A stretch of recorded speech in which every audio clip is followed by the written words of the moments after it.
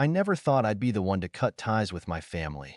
I always imagined I'd be the dutiful son, the one who'd stick around, help out when needed, and be there for my parents no matter what. But life has a funny way of showing you people's true colors when money is involved. My name is Daniel, and I have a twin brother, Jason. Growing up, we were always treated a little differently. Jason was the golden child, athletic, popular, the one who could do no wrong in my parents' eyes. I, on the other hand, was the quieter one. I preferred books over sports, computers over parties. It wasn't that I resented Jason, I didn't. But I always knew that, between the two of us, he was the favorite. Still, I never thought it would come to this. We both graduated from college at the same time, on the same day. It was supposed to be a proud moment for our family. Jason had gone the traditional route, studying business, while I had taken a different approach. I had started working online when I was 16, freelancing, saving every penny I could. By the time we graduated, I had a decent amount of money saved up, not enough to be rich, but enough to be comfortable. The day after graduation, my parents surprised Jason with a brand new luxury car, a sleek, black BMW. He was ecstatic, jumping up and down, hugging our parents like they just handed him the keys to a mansion. I was happy for him, truly, but I couldn't help but feel a little curious. What about me? I didn't expect a car. That wasn't my style. Maybe a watch? A heartfelt letter? Even just a "we're proud of you" would have been nice. But when my dad handed me an envelope, I felt a weird pit in my stomach. Inside was a bill, a long list of numbers, amounts, and final totals that I stared at it, confused. What is this? My mom smiled, as if she'd just given me the best gift in the world.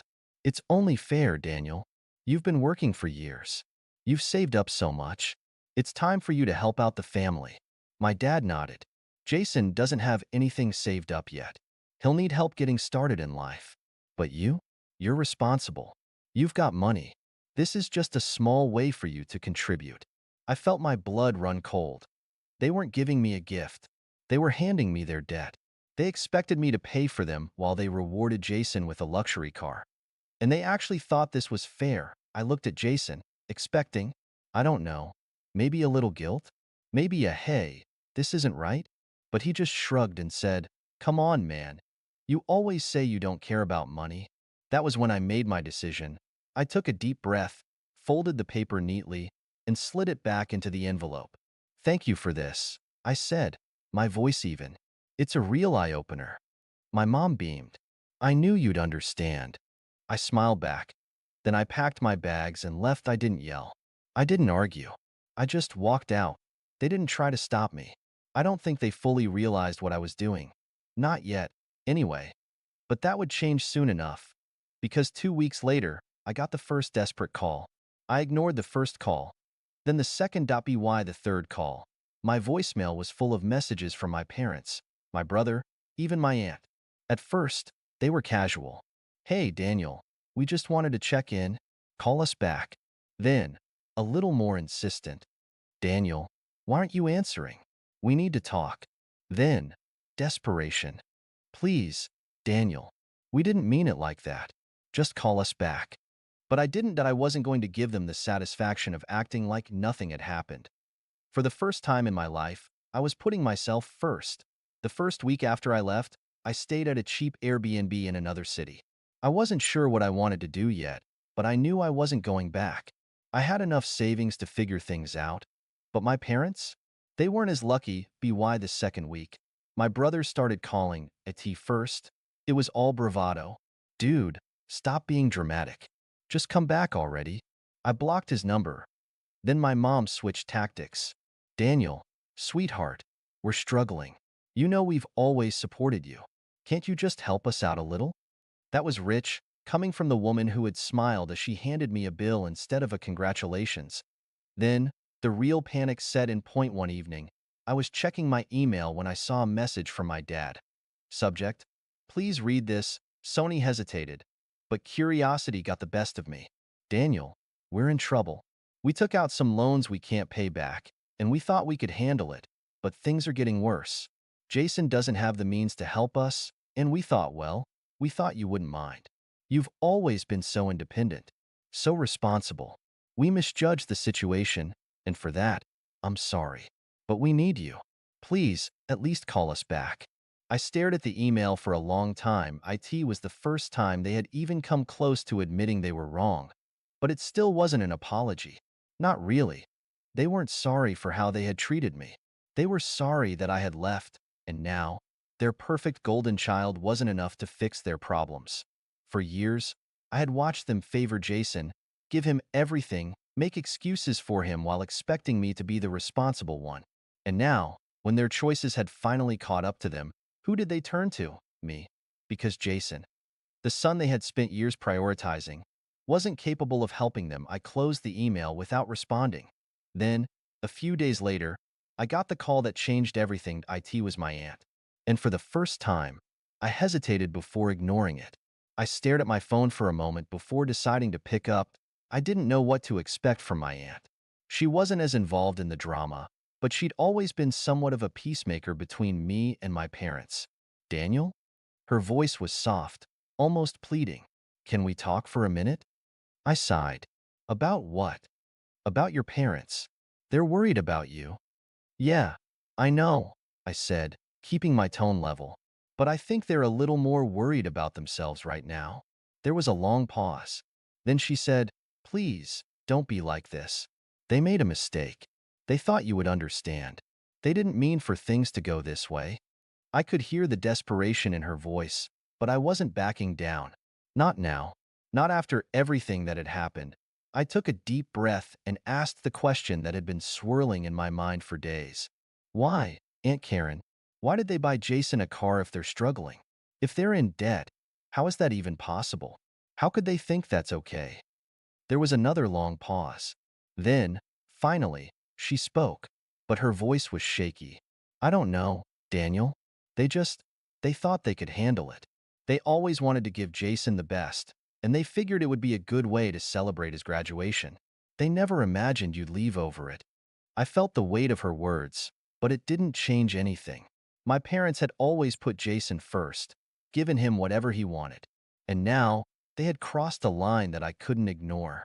And what about me? What did I get for graduating? Huh? A bill? A bill for their debt?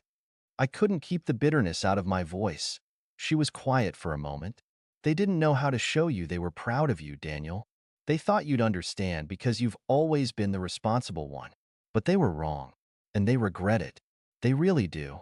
I shook my head, even though she couldn't see me. It's not about that. It's about respect. It's about how they've treated me all these years.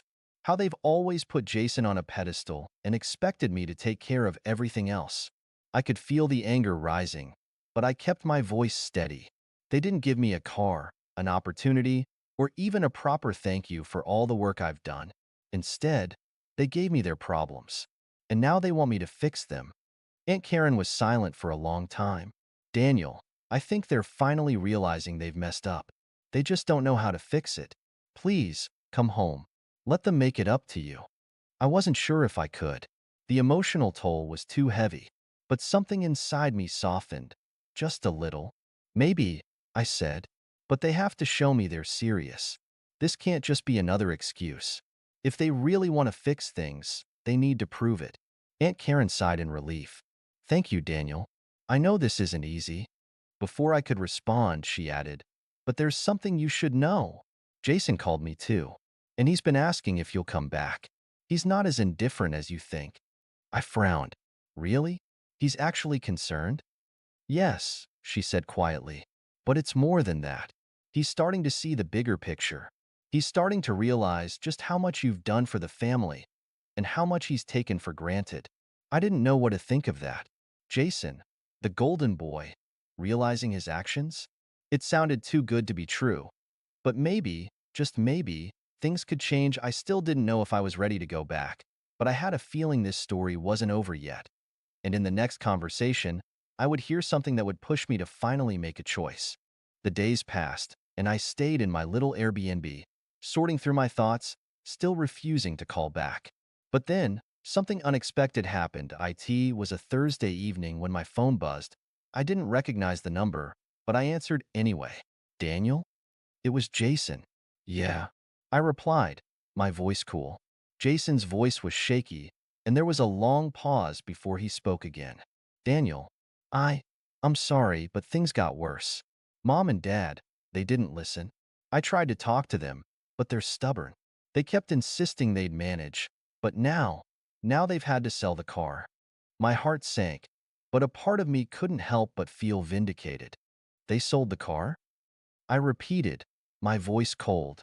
Yeah, Jason's voice cracked. They had no choice.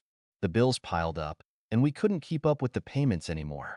They sold it to cover some of the debt. It's gone, Daniel. I don't know what to say, man. I leaned back in my chair, staring out the window. A rush of satisfaction washed over me, mixed with something darker. They had chosen Jason. They had handed him a car and thrown my efforts in my face. And now, with all their mistakes catching up to them, they were losing it all. I wanted to gloat, to rub it in their faces, but I didn't say a word for a long time. Jason kept talking, his voice breaking, but I couldn't bring myself to feel sympathy. Finally, I spoke, my voice firm. Jason, you didn't have to lose the car. You should have known this would happen, that they wouldn't have the means to keep up. They always expect me to clean up their mess, but this time, I wasn't there to pick up the pieces. Jason was silent. I warned them too, I continued, my words sharper now. When they handed me that bill instead of a gift, I told them it would come back to bite them. And now it has. Jason's voice grew desperate. Daniel, please.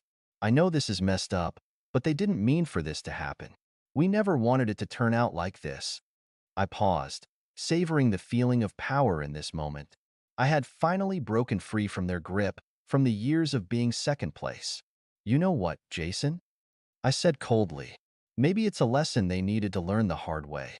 If they'd been a little more thoughtful, they wouldn't be in this situation now. I hope it stings. Jason started crying, and for a second, I almost felt guilty. But then the image of my parents' smug smiles when they handed me that bill flashed in my mind. I didn't feel guilty. Jason's sobs echoed through the phone, but I didn't offer comfort. Instead, I hung up, and for the first time, I felt a sense of justice. The scales were balanced, and my family was finally learning the consequences of their actions. The next few days were quiet. I kept to myself, staying in the Airbnb, not responding to any messages or calls.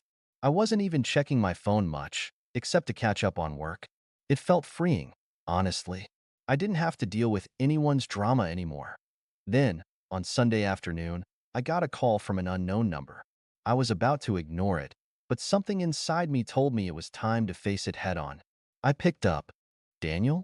My mom's voice came through, shaky and desperate. Please, can you just hear us out? I didn't answer immediately. Instead, I leaned back in my chair, slowly exhaling. It had taken them this long to come to me, and it felt good to know they were finally on the other end of the phone. Daniel, we know we messed up, she continued. We never should have put all that pressure on you. We should have been better. We're so sorry. Please, come back. We'll fix everything. Just come home. I could hear the pleading in her voice, but it didn't move me. This was the same woman who had always told me to be responsible while giving Jason whatever he wanted. The same woman who, instead of appreciating my hard work, had handed me a bill for their failures. Mom, you're sorry, I said slowly, letting the sarcasm drip into my words. You're sorry for what exactly? Buying Jason a car while I was left to handle your mess? Is that what you're sorry for? Or are you sorry because you had to sell it? There was silence on the other end. I could almost hear her brain trying to process that, the reality of what she had done sinking in. Daniel, we never meant for things to get this bad. My mom said, her voice breaking now. Please, just come back. We'll do whatever it takes to make it right. You're still our son, and we love you. I rolled my eyes, even though she couldn't see me. It felt almost pathetic, hearing her beg after everything they had put me through. I'm sure you love me, I said, my tone flat. But love doesn't fix years of favoritism and neglect. You didn't think about me once when you made those decisions. Not once. I paused, letting that sink in. Then I added, and frankly, I don't need your apology. It's too late for that. You should have thought about this before. The line went quiet again, and I could feel my anger building. But I kept it cool, just like I had learned to over the years. I'm not coming home, Mom. You made your choices, and now you're living with the consequences. I'm not here to clean up your mess anymore. There was a long, drawn-out pause, and then my dad's voice came on the line, sounding strained, desperate. Daniel, please. We were wrong. We see that now. We didn't mean for it to come to this. We never meant to push you away. I let out a low laugh, and my voice dripped with contempt. You didn't mean to push me away? Well, you sure have a funny way of showing it. You bought a car for Jason, handed me a bill, and expected me to just keep taking it. You didn't push me away. You kicked me to the curb. Please, son. My dad's voice cracked. We were just trying to give Jason something. We wanted him to feel proud of his graduation, and we thought that would make it right. But we've realized it wasn't worth it. Not if it meant losing you. It almost felt like they were groveling now, and the power was entirely in my hands. You're right about one thing, Dad, I said, my voice sharp. You lost me, and you're not getting me back just because you've suddenly realized your mistakes. I paused, letting the silence stretch out between us. I'm done here, I added coldly. So, keep your apologies. Keep your guilt. And next time you want to celebrate someone, maybe think about who you're leaving in the dust. Without waiting for a response, I ended the call. I stared at my phone for a long time. The satisfaction of finally putting my foot down sinking in. They had taken me for granted for far too long. But now they knew what it felt like to lose me. I could hear their apologies echoing in my mind, but it didn't matter. They had had their chance, and now they would have to live with the consequences. Weeks passed after that phone call, and I didn't hear from them again. The silence was almost louder than the chaos that had led up to that moment. I kept going about my life, working, enjoying the peace and freedom I'd fought so hard to create. Then, one afternoon, a package arrived. It was from my parents. I stared at it for a while, unsure of what it could be. The thought of them trying to contact me again made me hesitant, but curiosity won over. I opened the package. Inside was a simple letter, handwritten, the paper creased from being folded too many times. Daniel, we don't expect you to forgive us. We know we hurt you, and we've realized we've lost something far more important than a car or a gift we could never afford to give you. But we want you to know we're sorry, and we'll always love you, even if you never come back. Please don't forget that. I read the letter twice, my eyes scanning over the words, feeling nothing. It wasn't enough. It wasn't even close. I threw the letter into the trash without a second thought, the satisfaction of not being swayed by their last-ditch effort settling in.